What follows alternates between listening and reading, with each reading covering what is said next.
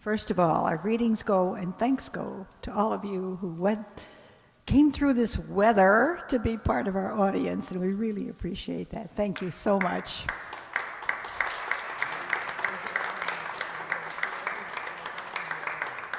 And now for a little bit of sad news. It is with a heavy heart that we begin our final show of 2016. Christmas should be a time of joy and wonder, and it usually is, but instead we dedicate tonight's performance to one of our own, David Sanchi. We lost him very suddenly at the end of November. And what makes it particularly hard to take, his wife passed away 3 weeks earlier of an intense illness. So some of you may remember Dave. His deep voice was unmatched and filled with a lot of roles, and that low delivery that was perfect for detective and gunslingers. In fact, when he joined us exactly 6 years ago in 2010, his first played Joe Friday in a dragnet. Dum dum dum. He was Richard Diamond, he was Sam Spade, he was Matt Dillon, he was Mike Waring, he was even the evil mirror in our Snow White. Of course, he also did his share of announcers, but the one I remember best was the time we almost made him completely hoarse. It was when we asked him to play Rochester on a Jack Benny show. We almost lost him then, too. Dave was a faithful, loyal part of this radio group that can almost be called a family. I said almost. Coming in all the way from Lombard, he never missed a rehearsal. We shall miss him. This night's for you, Dave. And now I'd like to introduce the man who will be our director for our December show, John Gelsomino.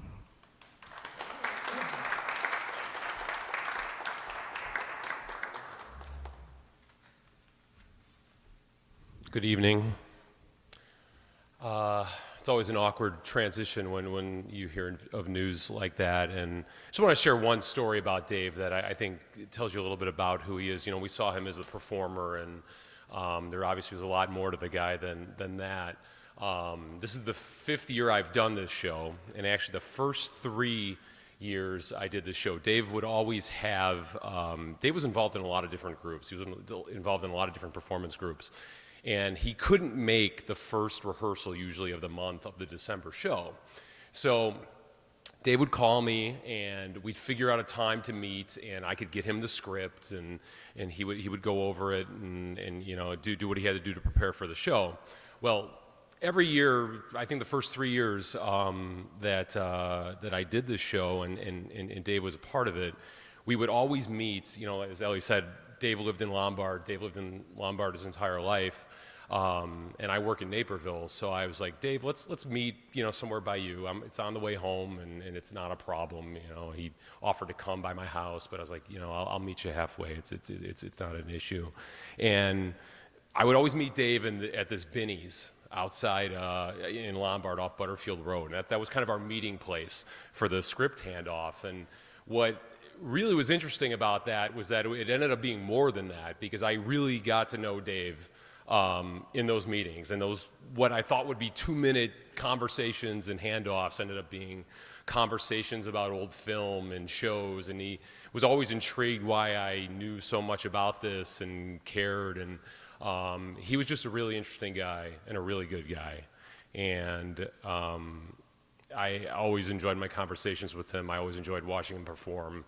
And as Ellie said, this is really sad that he's not with us this time. We're going to have 3 shows tonight, and they're 3 outstanding stories, and I hope you will enjoy. We're going to start it off with A Father Knows Best, and we're going to have a little bit of comedic relief with the Bickersons, and have a very serious Christmas drama in Grand Central Station to end the night. Father Knows Best first began on radio in 1949. It aired for 6 seasons with a total of 203 episodes. It was sponsored mostly by General Foods, and the series was heard on Thursday evenings on NBC until 1954. It followed the lives of the Andersons, a middle-class family living in the town of Springfield.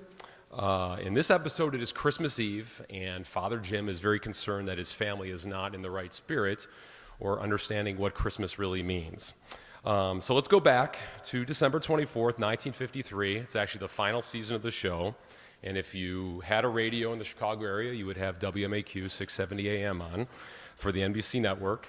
And this episode is called Stranded by a Snowstorm on Father Knows Best.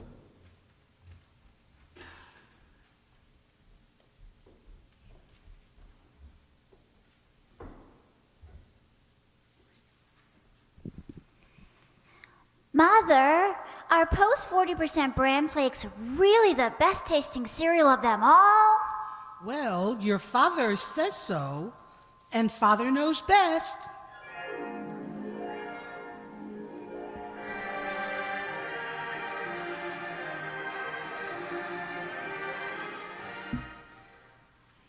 Yes, it's Father's Knows Best, transcribed in Hollywood starring Robert Young as Father. A half-hour visit with your neighbors, the Andersons. Brought to you by Instant Sanka, the delicious coffee that lets you sleep, and 40% bran flakes.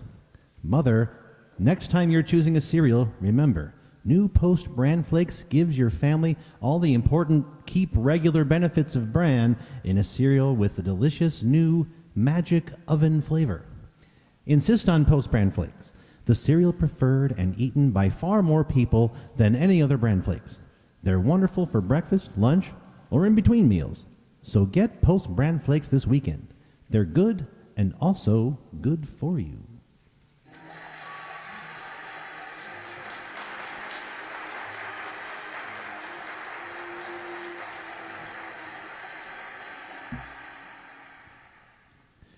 Well, the town of Springfield is lovely to behold this Christmas Eve. About noon today, the first snowflakes began to fall, and soon the air was filled with a whirling Christmas. Came down heavily all afternoon. Now every lawn and park is white, every roof and chimney top, and out on Maple Street this frosty Christmas Eve, every house seems to have its windows brightly aglow. Every house, that is, except the Andersons. They're not home. You see, let's go back to 10 o'clock this morning. Margaret was wrapping packages on the dining room table, and Jim was helping her like this. Hold your finger on this, will you, dear? Mm-hmm. There we are. That knot should hold, don't you think? Honey, are you planning to send me along with the package? Why? What's the matter? You tied my thumb in there. Oh, I'm sorry. There. Now, I wonder if there's anyone I've forgotten. Well, from the number of packages scattered around here, you couldn't have forgotten anyone. Well, not in Springfield, anyway. Oh, there's not so many there. It just looks like a lot. Well, I can't figure it out. We don't know that many people. All right, now look. This one goes to the Kirbys. Mm-hmm. You remember last year they gave us that lovely salad bowl, and we only sent them a card? Mm-hmm. This one is for the Morses.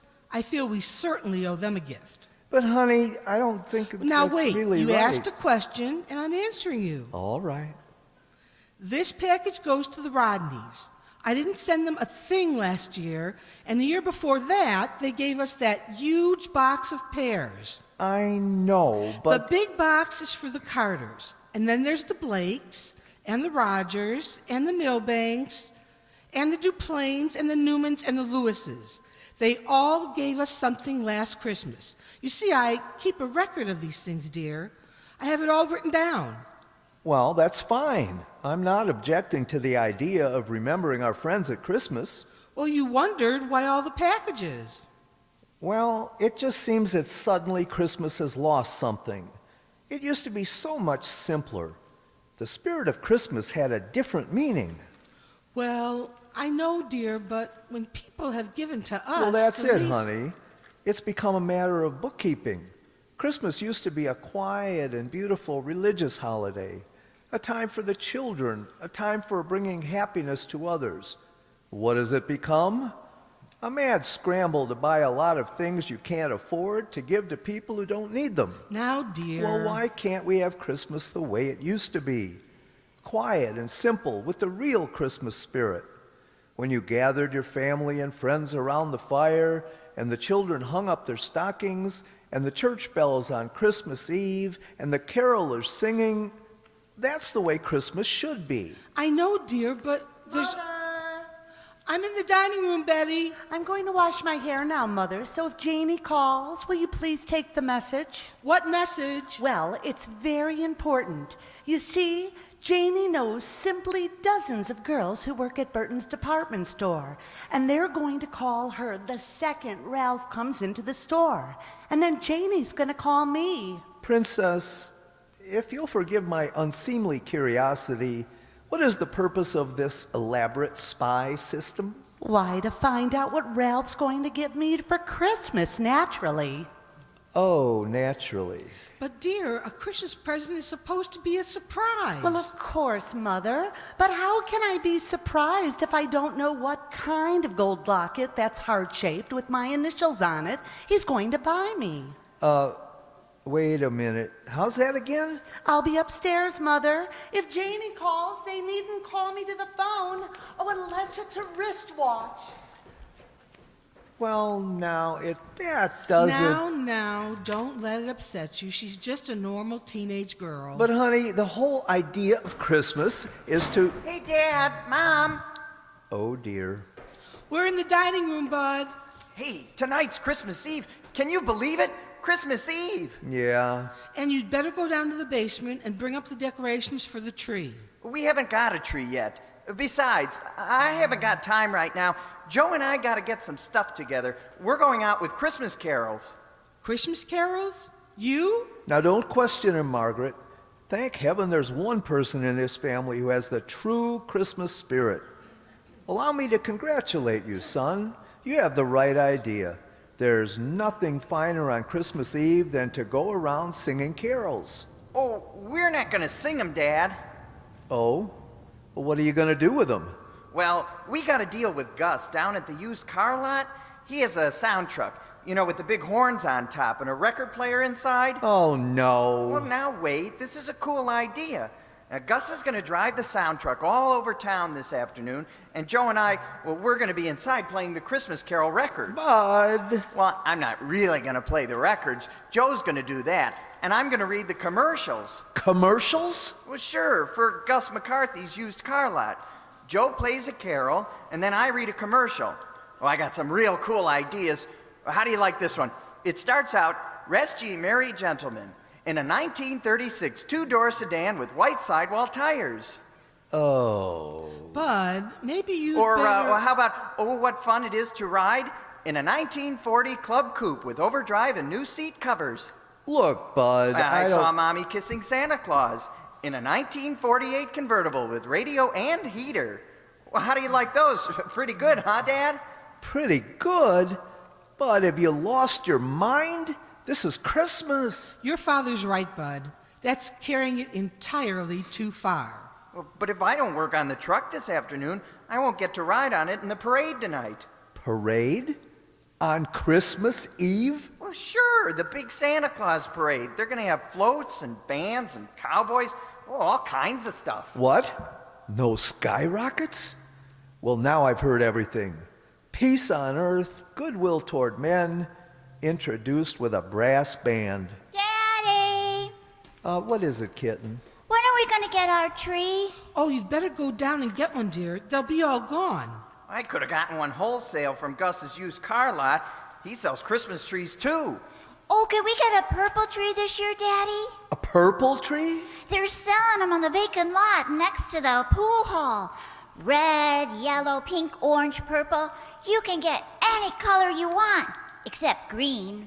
If you're talking about trees, I vote for a pink one. What's wrong with green? Oh, nothing, except, well, it just looks like a tree. What's this tree supposed to look like? Oh, Daddy, can we get one of those neon lights? Oh, for Pete's sake. Neon lights, purple Christmas trees, brass bands. What has happened to you kids? Have you forgotten the meaning of Christmas? Have you forgotten everything you learned in Sunday school? No, Father, it's just that things are different now than when you were a boy. This is 1953. Different nothing. You can change everything else, but not Christmas. Am I right, Margaret? You have the floor, dear.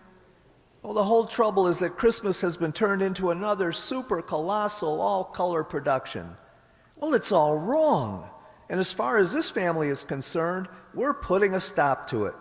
This year we're going to celebrate Christmas as it should be celebrated, simply and naturally, without all the oop-de-doo and falderall. This is going to be a real Christmas. I don't understand what you mean, Father. Well, to begin with, we're not going to buy one of those painted trees. We're going to get in the car and drive up to Pine Mountain and cut our own tree. Oh boy, can we, Daddy? You don't really mean that. Well, certainly I do. You kids gather up some warm clothes. Bud, get the saw out of the garage. But, Father, it's at least 50 miles up there. Well, you can buy a tree for a couple of bucks, Dad. No, that's what I'm talking about. All you kids can think of is buy, buy, buy. This is a part of Christmas you've never even experienced. Going out into the woods and cutting your own Christmas tree. The weather forecast said snow today. Oh, we'll be up there and back in 3 or 4 hours. It's not going to snow that much. Besides, I have chains. Now get your coats. I'm getting mine. I'm ready. Oh, this sounds like it's going to be a real peachy Christmas. It will be, Princess. You'll see. Dear, I have all those packages to deliver to the Rogers and the Newmans. We'll and throw them in the car, honey. We'll deliver them on our way back. You're sure this is a good idea? Am I sure? Margaret, believe me, this is going to be a Christmas none of us will ever forget.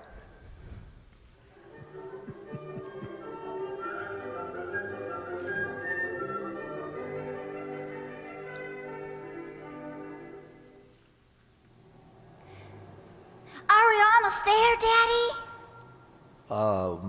Another mile or two, maybe? Father, it's starting to snow again. Oh, is that snow coming down? It isn't cornflakes. Well, it's just a little flurry, nothing to worry about.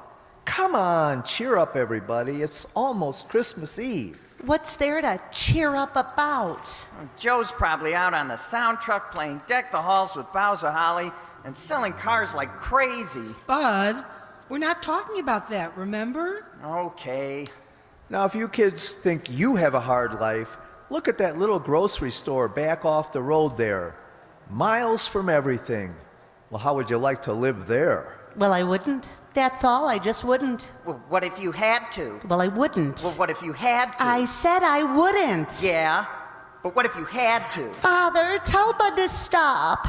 Bud, stop it. Are we almost there, Daddy? Oh, it won't be long, kitten. Look at that snow drifting down. Isn't that beautiful?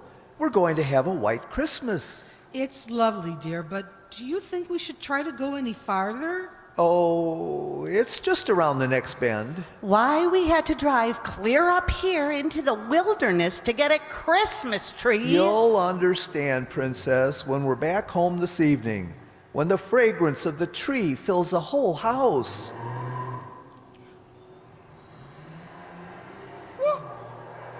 What happened, Daddy? Nothing. Snow's a little deeper here. Father, we're not moving. Are we stuck, Dad? No, we're not stuck. Why aren't we moving? Dear, we can't go any farther. It's snowing so hard now, you can't see ahead. Can you turn around? I won't try to turn around. The only thing we can do is back up. We're not moving. Oh, what's the matter, Dad? I'm afraid we're stuck. Oh, no. Oh, Jim, we can't be. Well, no, there's nothing to get excited about. We'll get out of here somehow.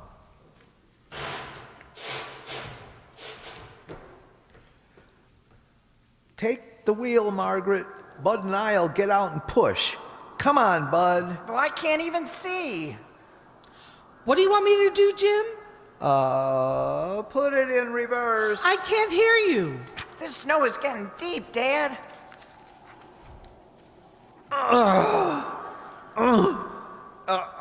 Well, it's no use. We can't move it. Shut off the motor, Margaret. So what do we do now, dear? Well, we'll have to leave the car and walk back. Walk back? Yeah. Come on, everybody out. Take the keys, Margaret. All right. Button up your coat, Kathy. Betty, bring those 2 blankets. We can't walk all the way back in this snow. Well, I know that. We're going back to that little grocery store we passed. It's only about a quarter of a mile. Close the car doors. Well, I'll carry Kathy. Now, everybody stay together. We better hurry. It's getting dark. Daddy, Yeah, it's almost Christmas Eve. yes, almost. I got snow in my shoes and snow down my neck. Can you see where you're going, Jim? Yeah, I can see. Marooned on the top of a mountain in a blizzard. All right, stop complaining. Yeah, It could be worse. we could have come up here in our bathing suits. I don't know why we had to come up here. Yeah, what was the idea? Well, I'll tell you, my freezing friends. This is that warm and beautiful event known as a simple, old-fashioned Christmas.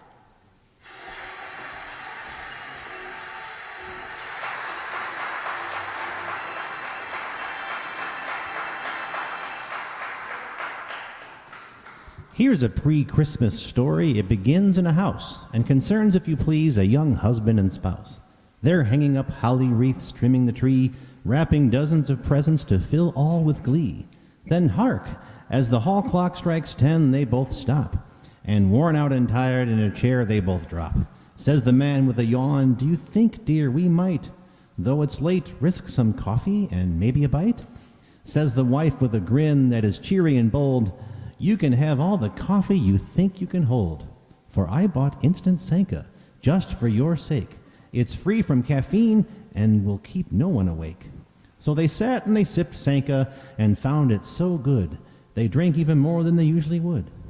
Yet, when later that night Santa poked in his head, both husband and wife were asleep in their bed. There's my story, my friends, and though not like the jingle, that whimsical legend of cheery Kris Kringle, it carries an important message and true. You can drink instant Sanka and sleep the night through.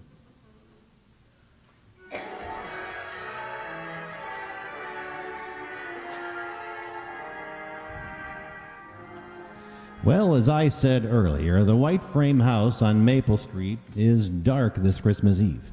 About noon today, Jim Anderson revolted against his family's attitude towards the Yuletide and decided that this year they should discover the joys of a simple old-fashioned Christmas. Nice thought? Yes. How's it working out? Terrible. They drove up to Pine Mountain to cut their own tree and ended up in a snowbank. Now, with the car abandoned, Jim and the family groped their way through the blizzard toward the isolated roadside store, like this.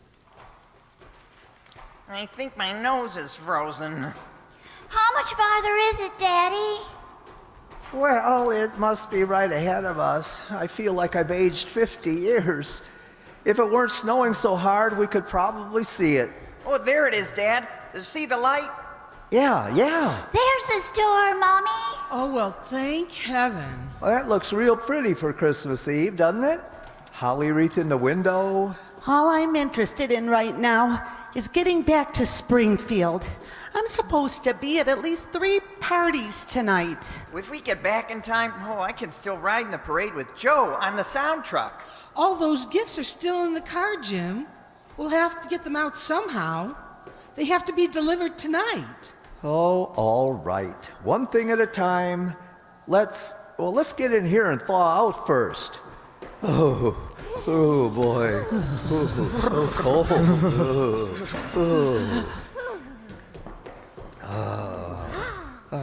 Oh, boy, nice and warm. Daddy, look at that. They've got a fire in a barrel. That's not a barrel, kitten. That's an old-fashioned pot-belly stove. Oh, this looks like the kind of a store my father used to talk about. Yeah? Well, look at the stuff hanging from the ceiling. Lanterns and snowshoes. Oh, geez, all kinds of junk. Well, by golly, it smells just like the old general store back in my hometown. Who runs this place? Well, I wouldn't be surprised if it's Lum and Abner. Hello? Anybody here? Be there in just a minute. Where's the telephone? Oh, it's here someplace. You children had better take your coats off now.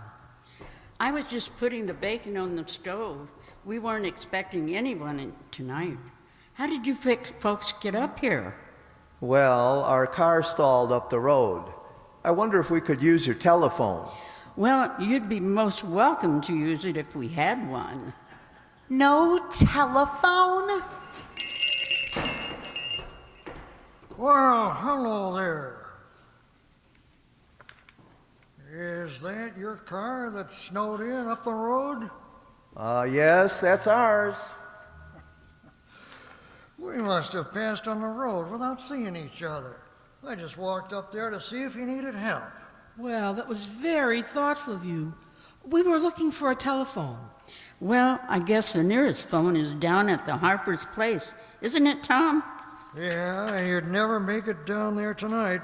Not with the snow coming down like it is. But how are we going to get back to Springfield? I'm afraid you're not going to get back tonight, miss. Probably not tomorrow either. Oh, groan. There goes Christmas and all our plans. I wouldn't feel too bad about it, miss. It may not be so noticeable, but it's Christmas here too, you know. And since Maggie and me, we're marooned up here, in a manner of speaking, and since you folks are stranded too, why don't we just say we're all stranded together? Snowbound, as it were. Well, that's very nice of you, but We can't just move in on you. Well, why not? You look like nice folks, and Tom and me are alone here. I'll put some more plates on the table, and there's plenty of beds upstairs. Oh, can we do it? Please, Mommy, please? It seems like a dreadful imposition. Yeah, it's nothing of the kind. I'm Tom Tyrrell, and this is my wife, Maggie. Oh, how do you do? We're the Andersons. The little one is Kathy, our boy Bud, my daughter Betty, and my wife Margaret. Hello. And I'm Jim. Well, we're happy you're going to be with us. Well, thank you. We hadn't planned much of a Christmas, just the two of us. But now that there's some kids around, by golly, I'm beginning to feel like Christmas. Come on, help me light up some more lamps, Bud. Okay. I'll tell you what we always did with our youngsters on Christmas. We gave them the run of the store. So help yourselves. Candy, cookies, anything you want. Oh, boy. You mean it? Really? Go, help yourselves. Oh, man. Steady now. Don't get carried away. Oh, Mother, look at these adorable old-fashioned teacups. In a minute, dear. Oh, look here. Hey, Bud, look at this. Oh, yeah, but look at this. Listen to them. By golly, it's good to hear youngsters around the place again. How many children do you have? 2, a boy and a girl. But they're both grown up now, gone away. Seems like such a short time we had them with us. Well, would you like to come out in the kitchen with me, Margaret? Yes, I'll help you put things on. Jim, if you want to hang up your things, the bedrooms are right up the stairway there. Oh, good. I'll take these blankets and coats up. Well, you kids finding anything back there? Sure, all kinds of stuff. I found a school book back there, Mr. Tyrrell. It's the same one I use. Yeah, it belonged to my daughter. She looked a lot like you when she was your age. Did you have some kids, Mr. Tyrrell? Yes, we have 2, Bud. Where are they, Mr. Tyrrell? Well, they're grown up and gone, Kathy. Well, aren't you lonesome without your children? Yes, we are sometimes. I think we miss them most at Christmas time. You kids don't know how much you mean to your folks at Christmas. We never thought about it. I guess we always just thought about how much Christmas meant to us. We used to have our tree here by the stove, and Judy and Bill would decorate it and put the candles on it. The tinsel and the stars and the little glass bells, they're all in the box back in the corner where the kids packed them away. Don't you have any Christmas? No, Kathy, not anymore. There's no one to decorate the tree. Tom, I need some wood for the stove. All right, I'll get it. Well, what are you crying about, Shrimp? I just feel sad. Bud, Yeah? are you thinking what I'm thinking? Maybe. Well, climb up on that box and get down those snowshoes. You're going back to the car.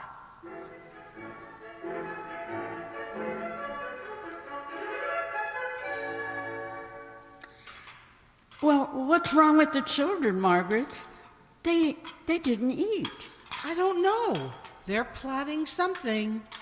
They've run me out of the store, told me to stay back here, and locked the door.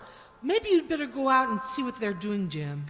Oh, they're all right, honey. Leave them alone. Well, whatever they're doing, they've been at it for over an hour. All right, everybody, come in now. Turn off all the lamps. Well, for pity's sakes, what are they? Well, let's go in. Well, What in the world? Well, will you look at that? It's Christmas Eve, remember? Oh, a tree, a decorated tree with candles. From the Andersons. Merry Christmas to Mr. and Mrs. Terrell. Oh, if that don't beat all. oh, it's beautiful, kids. How did you do it? Well, Mr. Terrell said he had decorations, so Bud went up to the car and got the saw and some things. Then he went out and he cut the tree. And I helped put on the decorations. Yeah, look what's under the tree. Where'd those packages come from? Santa Claus. You can't open them till Christmas morning. Margaret, aren't those your packages from the car? I told them they could do it, dear. They changed the tags. I guess this is a miracle, Mother. We have a family again, gathered around the Christmas tree. Just the way it used to be. Snow coming down outside, candles on the tree, a warm fire in the stove. Oh, it's lovely. So lovely.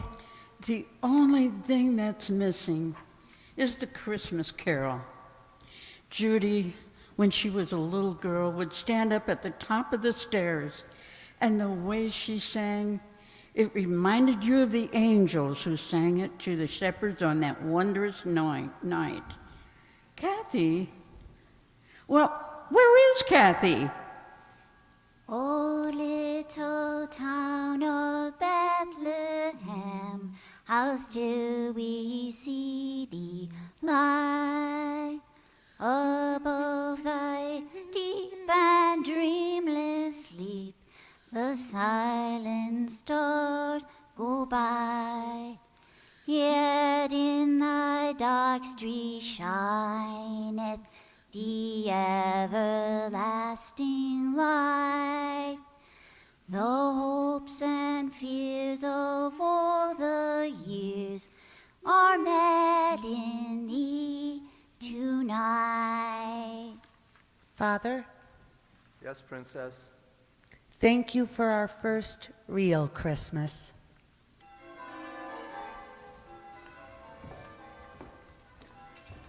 This is Robert Young. From all of us in the Anderson family to all of you, a most sincere wish that the Christmas spirit in its fullest meaning be yours for now and always. Good night. You know, There's no other evening in all the year like this night before Christmas. Now, after weeks of busy shopping, folks are warmly settled in comfortable living rooms looking forward to the excitement of tomorrow morning. Well, we hope you find just what you're looking for under that tree. And this time, may we, the Post Cereals Company, take the opportunity of thanking you for making our products such favorites over all the country. Yes, Post cereals have long been famous for superior quality and fine flavor. Rest assured, we'll keep making that way for you, always. One of the Post's most outstanding favorites is Post 40% Bran Flakes. It's now the more delicious than ever and has that new magic oven flavor and wonderful crisper texture. Remember, if you haven't tried them yet, start enjoying Post Bran Flakes food. And have a very Merry Christmas from the whole Post cereal family.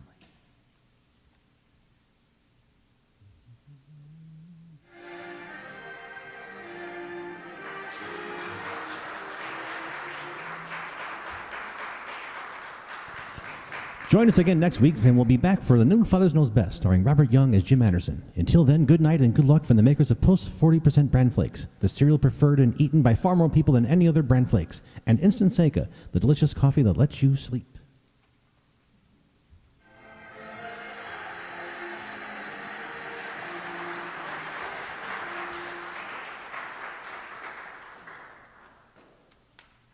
Okay, I do the announcements, actually.